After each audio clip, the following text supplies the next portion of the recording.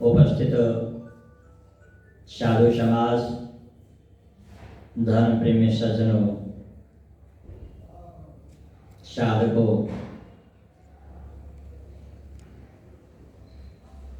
एवं यंत्र के माध्यम से सुन रहे श्रद्धालु भक्तगणों,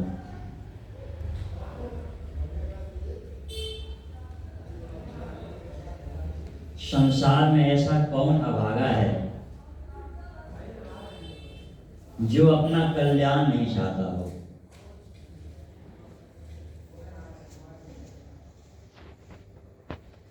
व्यक्ति कैसा भी हो, चाहे धर्म में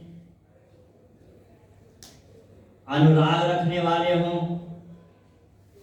या धर्म से विराग ही क्यों न रखने वाले हों, लेकिन सब के सब चाहते एक ही बात है और वह है अपना कल्याण।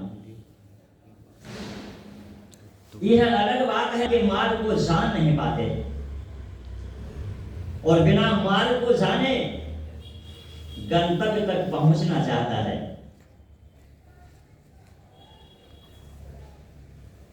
और ऐसा ख्याल, ऐसा विचार विचारहीन रह जाता है, वह फलीभूत नहीं होता। क्योंकि हमारा जो कुछ भी गंतव्य होता है तो उस गंतव्य तक पहुंचने के लिए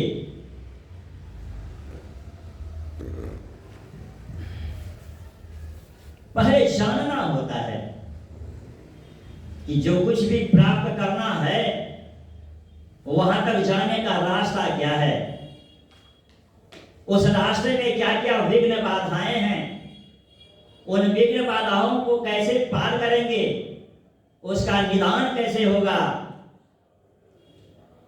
पहले से तैयार होकर जब कोई चलता है तो वह सजग रहता है और जब सजग रहता है तो बाधाएं आने के बाद भी वह उससे लड़ते हुए आगे बढ़ जाता है। लेकिन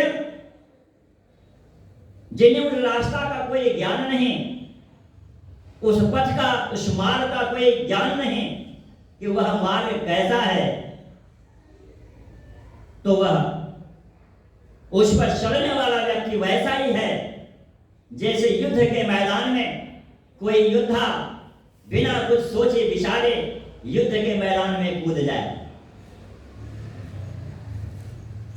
जो सफल योद्धा होता है वह युद्ध के मैदान में जाने के पहले अपनी रणनीति बनाता है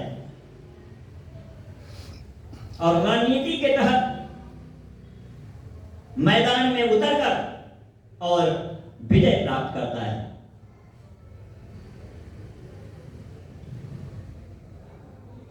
जितने भी मनुष्य हैं सभी को कल्याण प्रिय है। ऐसा संसार में कोई नहीं जिसको अपना कल्याण प्यारा नहीं लगता हो। लेकिन क्या सिर्फ प्यारा लगने से काम हो जाएगा? उसके लिए तो लगना होगा। और लगने के लिए भी हम लोग प्रसंगवश सुन रहे थे, सबरी के माध्यम से भगवान श्री राम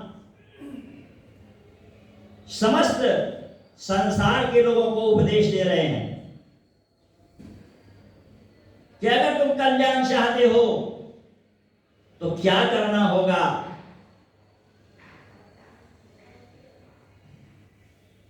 तो इसी के लिए भक्ति का उपदेश सुन रहे थे। और भक्ति सिर्फ कहने से नहीं होता, बिनु विश्वास भक्ति नहीं। भक्ति करने के पहले भक्त को विश्वास होना चाहिए कि मैं जो कुछ भी कर रहा हूं वह सार्थक दिशा में कर रहा हूं, सही कर रहा हूं। जाने बिनु न होए परतीति, बिनु परतीति होई नहीं प्रीति, प्रीति बिना नहीं भक्ति दृढ़ाई, जिमि खगेश जल कै चिकनाई। जिस तरह पक्के पर जल गिरता है लेकिन वह जल अधिक देर तक टिकता नहीं, उसी तरह जब तक विश्वास नहीं है तब तक जब भक्ति करते हैं तो भक्ति अस्थायी तो नहीं होता, उस भक्ति में दिख जाते हैं। कोई कुछ समझा दिया, कुछ करने लग गए, दूसरे व्यक्ति कोई कुछ समझा दिया तो फिर पहले को छोड़कर दूसरा काम करने लग गए। यह भटकाव बना ही रहता है। लेकिन अगर विश्वास हो जाए, हम लोग पाठ करते हैं रोज, एक सर्वेश्वर पर अचल विश्वास, पूर्ण भरोसा। जब पूर्ण भरोसा और विश्वास हो जाए तो फिर कोई डिगा नहीं सकता। और जब उस पथ पर चलते हैं तो जानकर चलने वाला चाहे धीरे धीरे ही क्यों ना चले, चलते चलते एक न एक दिन वह अपने गंतव्य तक पहुंच ही जाएगा। और अगर गंतव्य का पता नहीं है और चलना शुरू कर दिए तो जाना है पूर्व और चल दिए पश्चिम, तो क्या होगा? उल्टा हो जाएगा। गंतव्य मिलने के बजाय दूरियां और बढ़ जाएगी। जो हम चाहते हैं वह होगा नहीं, मिलेगा नहीं। इसलिए जानना चाहिए। तो क्या जानना चाहिए? तो कहते हैं यह जानना आवश्यक है कि संसार में आए हैं तो जाने कि मैं कौन हूं, को मैं आया कहां से, चित जाना क्या सार, को मम जननी को पिता, या को करिए विचार। आमी आमी कोरी पूजिते न पारी, कि आमी आमाते औषे की रोतो। समझ में नहीं आता, मैं करता जा रहा हूं, यह मेरा, यह मेरा, यह मेरा, यह मेरा, सब मेरा, घर द्वार मेरा, संपत्ति मेरी, परिवार के लोग मेरे, समाज मेरा, देश मेरा, सब कुछ मेरा मेरा चल रहा है, शरीर भी मेरा। लेकिन यह जो मेरा मेरा कहने वाला है, यह कौन है इसका पता ही नहीं है। और जब इसका पता ही नहीं रहेगा और चाहेंगे कि हमको सुख मिल जाए, शांति मिल जाए, तो सुख सुख कहते कहते सुख जाएंगे, लेकिन सुख का मुख कभी जीवन में नहीं देख पाएंगे। इसलिए जानना आवश्यक है। जनाने के लिए भगवान श्री राम उपदेश करते हैं कि प्रथम भगति संतन कर संगा, संतों की संगति करो। और इसके लिए ज्यादा कुछ करने की आवश्यकता नहीं कि फलाने जाति में जन्म लेंगे तब भक्ति होगा, पुरुष भक्ति करेगा कि स्त्री भक्ति करेगी, भारत के लोग भक्ति करेंगे कि विदेश के लोग भक्ति करेंगे, ऐसा कुछ भी नहीं बतलाया। जाति पाति कुल धर्म बड़ाई, धन बल परिजन गुण चतुराई, अब भगत हीन नर सुहाई कैसा, तो बिन जल बारिद देखिए जैसा। बादल तो हो लेकिन उसमें जल नहीं हो तो उस बादल का क्या करेंगे? उसका कोई कीमत नहीं है, उससे कोई लाभ नहीं है। उसी तरह जीवन में सब कुछ है, घर परिवार रोजगार जो गृहस्थ हैं तो बाल बच्चा मकान, और जो महात्मा हैं तो एक बढ़िया सा आश्रम हो जाए, और आगे पीछे करने वाले लोग भी हो जाए,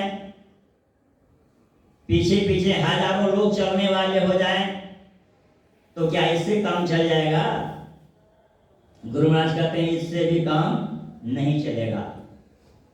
फिरे चहुदिशी जगत में और वक्तृता देता फिरे, ध्यान बिनु कहो शांति नाही, लोग हूं कितनों घिरे। सारे संसार के लोग आपके पीछे क्यों न चल दे, लेकिन बिना ध्यान का ये काम बनने वाला नहीं है। इसलिए हम लोग बड़ा भागी हैं। एक तो मनुष्य का शरीर मिला, गुरुदेव जैसे गुरु का ज्ञान मिला, और संगति भी अच्छी मिली। सब कुछ अनुकूल ही अनुकूल है। और इस अनुकूल परिवेश में भी अगर मेरा काम नहीं बन रहा है तो किसका दोष? हम किनको दोष लगाएंगे कि किनके कारण नहीं हो रहा है? दोष तो अपना ही है कि सब पता होते हुए, सब कुछ जानते हुए उस रास्ते पर हम चल नहीं पा रहे हैं। इसका विचार होना चाहिए, बैठकर चिंतन करना चाहिए। लोग सोचते हैं कि हम इतने पुराने सत्संगी हैं, हम इतने पुराने महात्मा हैं।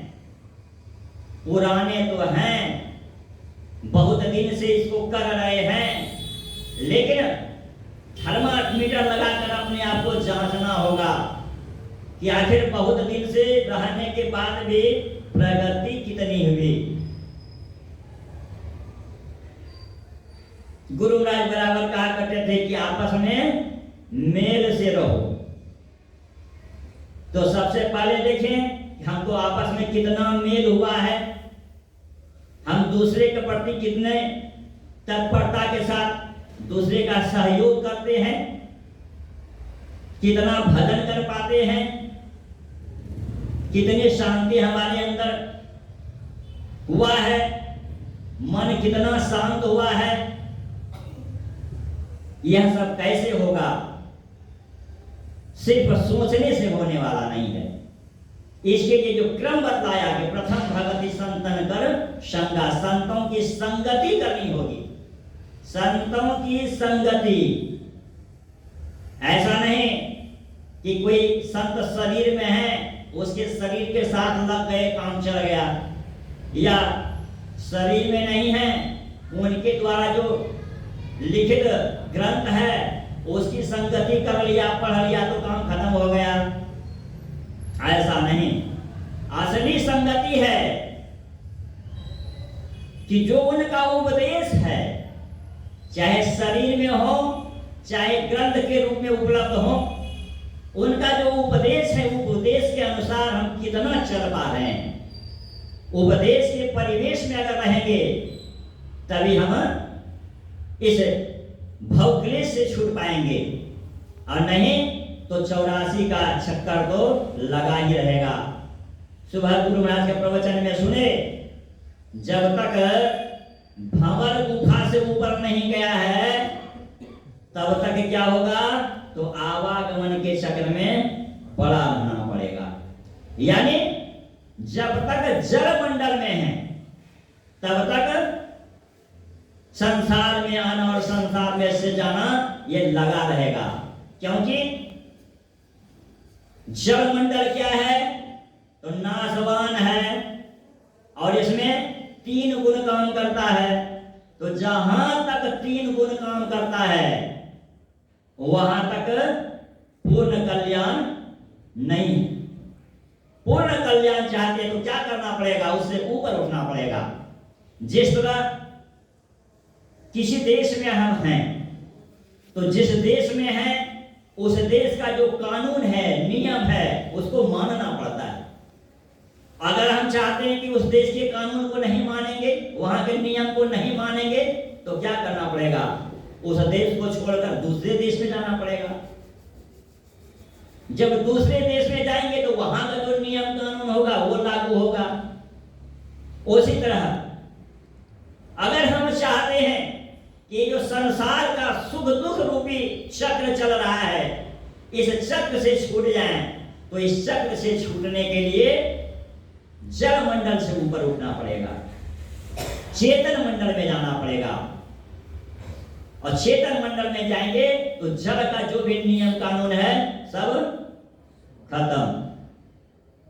चाहेंगे कि जल मंडल में ही रहे, इसका नियम कानून नहीं माने तो ऐसा होगा?